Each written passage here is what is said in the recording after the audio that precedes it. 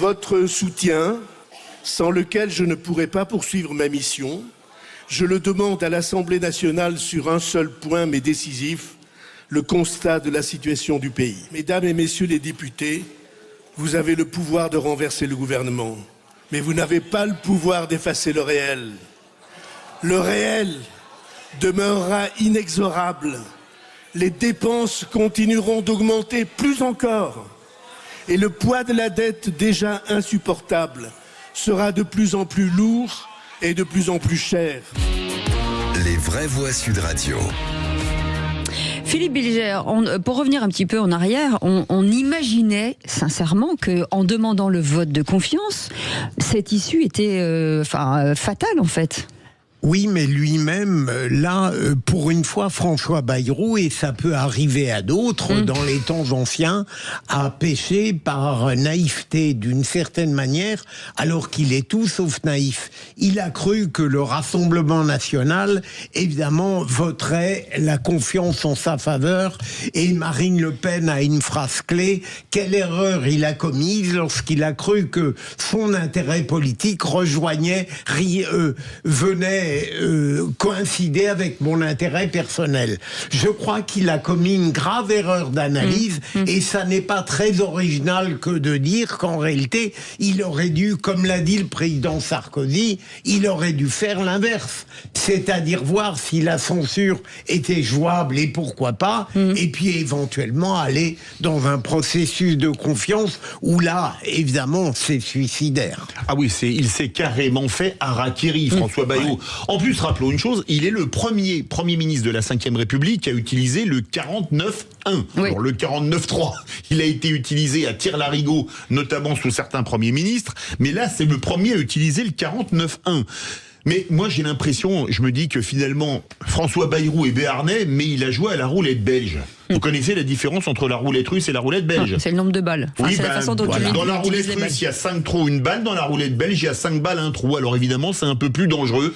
Mais moi, j'ai vu un harakiri politique quand il a annoncé le 49.1. Et je n'imagine même pas comment il a pu imaginer que le RN lui voterait la confiance. Samuel Botton. Non, je pense qu'il agit en connaissance de cause. Moi, j'avais tenu une prise de position où je pensais naïvement à un moment qu'il pouvait survivre jusqu'à janvier, en s'empêchant justement cette motion de défiance, de censure, ce que vous voulez, et en faisant reconduire exactement le même budget à l'identique. Il a choisi, du moins il le pense, sa sortie. Il a sans doute commis quelques erreurs d'appréciation, mais je ne peux pas imaginer une seule seconde qu'il ait pensé qu'il serait maintenu par le Rassemblement national, qui avait besoin de remettre de l'agitation.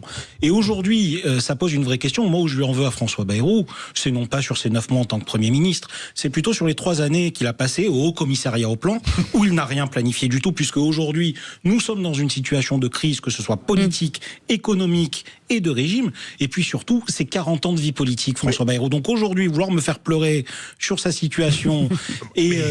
Mais moi, quand j'ai vu son discours, j'ai cru que c'était une autocritique. Il ose dire que l'éducation nationale va mal. Mais il n'a pas été ministre de l'éducation. Arrêtez, ça y est, vous allez me traiter de populiste, on est habitué.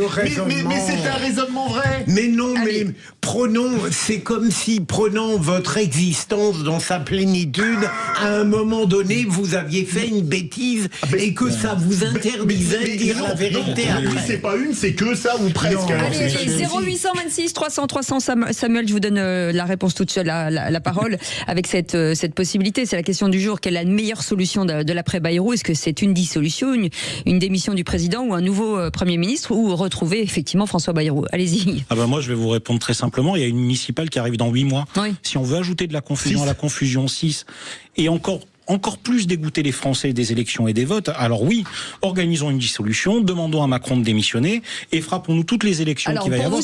Pour vous, c'est quoi la bonne solution? Je pense qu'on doit tous acter que ce qui se passera jusqu'à la fin du mandat, ça sera un gouvernement d'affaires courantes. Et je vais vous dire, je pense que c'est pas plus mal, au vu de toutes les tempêtes qu'on a traversées. Mais ça veut dire que quoi? C'est maintenir Bayrou en statutaire? Non, pas Bayrou. Maintenir au moins un statu quo sur les affaires courantes. Aujourd'hui, je ne vois pas un autre budget pour la prochaine année que celui de l'année dernière et encore celui de l'année d'avant, et faire en sorte déjà d'apaiser un peu plus les Français, de rétablir du lien et surtout de s'attaquer à des vraies problématiques. Il y a 5 piliers à prendre en compte: éducation, sécurité, pouvoir d'achat, santé Et je vous laisse le plaisir du dernier, mes chers Philippe, et essayer d'accentuer là-dessus. Allez, Philippe au Bilger. maximum. Ah non, là je ne crois pas, Samuel. Il n'est pas possible qu'on se contente jusqu'en 2027 de gérer les affaires courantes. Je ne dis pas que ça va être facile de trouver un Premier ministre qui fasse une espèce de synthèse peut-être tordue entre la gauche socialiste et la droite, mais je crois qu'il est fondamental, ils l'ont tous dit. C'est ce que nos institutions réclament, Philippe.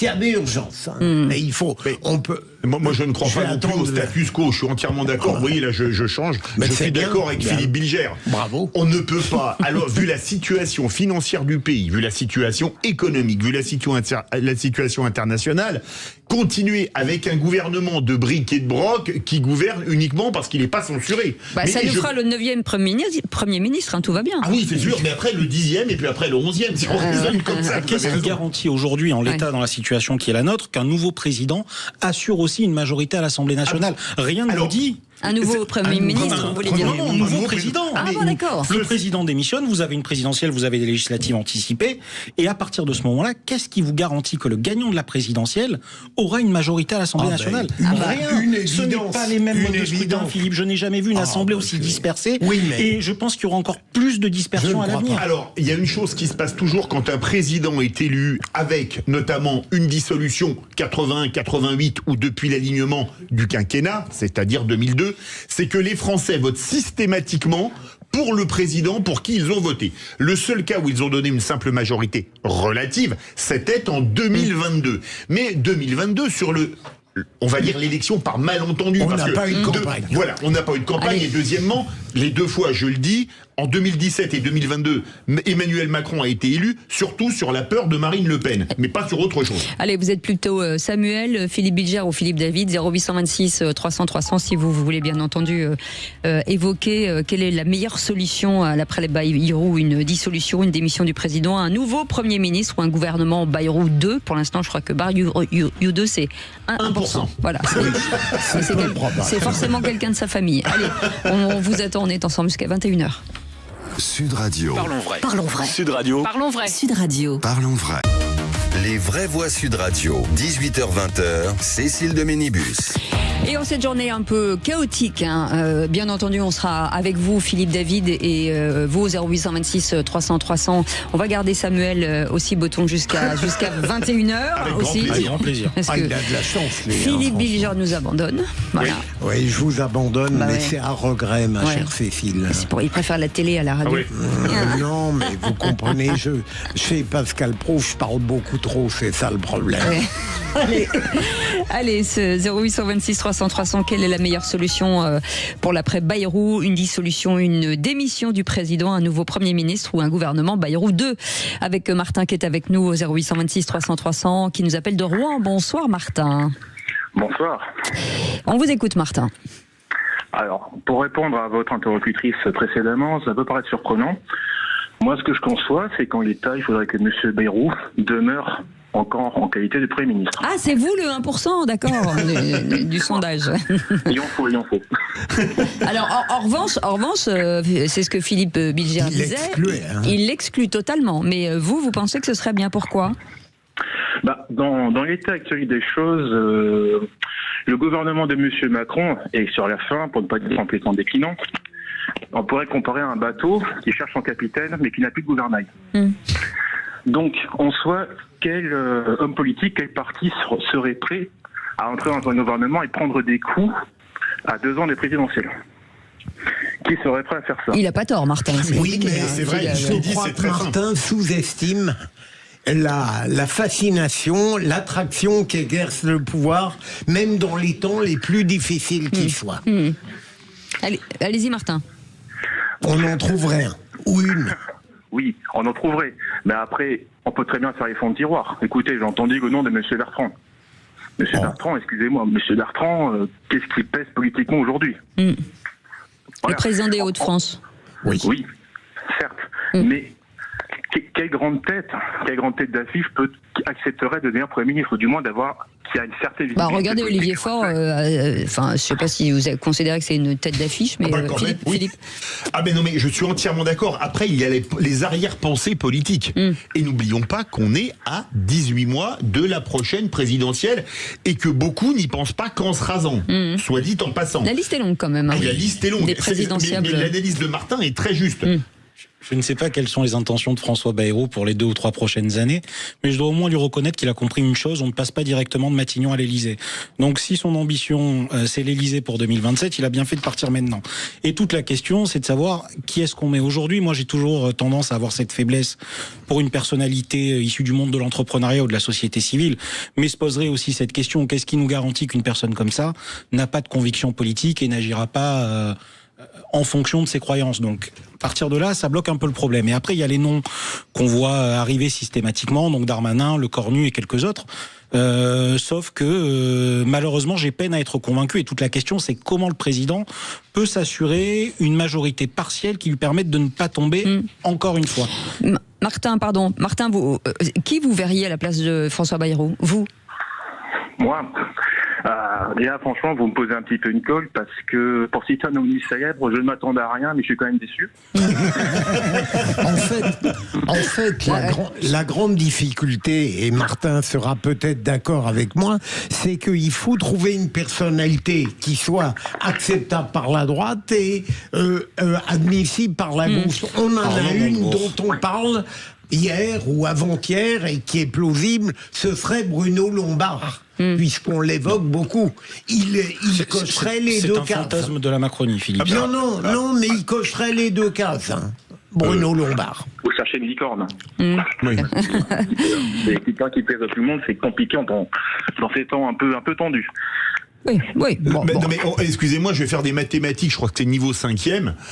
Ce sera pas le plus grand dénominateur commun, ce sera le plus petit multiple commun, c'est-à-dire celui ou celle sur qui on pourra peu ou prou s'entendre. Oui, Laurent Wauquiez appelle à des compromis avec des gens entre guillemets qui ne partagent pas forcément les mêmes opinions. Bah, c'est vaste. C'est très vaste. Hein.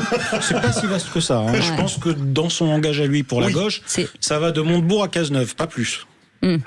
Ah oui, c'est très étroit quand même. C'est un trou de souris, comme on dit. Exactement. Un chat d'aiguille, il existe. Mais et ça veut dire Rassemblement National aussi? Non, le Rassemblement National, j'imagine, dans la logique qui a été défendue, reste de côté au même titre que LFI. Et après, toute la question, c'est celle du Bloc central, des Républicains et forcément du Parti Socialiste. Après, il y a une autre question qui est taboue, mais qui ne l'est plus pour moi, c'est de se dire, cette grande union des droites à un moment ou à un autre, il faudra qu'elle arrive. C'est-à-dire, je ne vois aucune différence entre le Rassemblement National d'aujourd'hui et le RPR des années 80-90. Donc, soit on continue à se cacher et on fait comme si de rien n'était, on combat le Rassemblement National, soit on accepte qu'elle rentre dans une logique de droite. Allez, merci beaucoup Martin. On fait une petite pause, on revient dans un instant et